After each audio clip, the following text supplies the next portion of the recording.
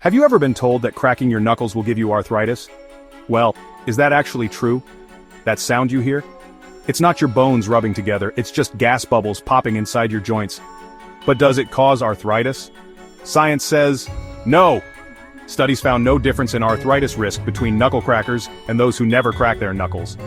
But wait, before you go cracking all your knuckles, excessive cracking might weaken your grip over time. Did you believe this myth? Comment below. And don't forget to like, share, and subscribe for more surprising truths.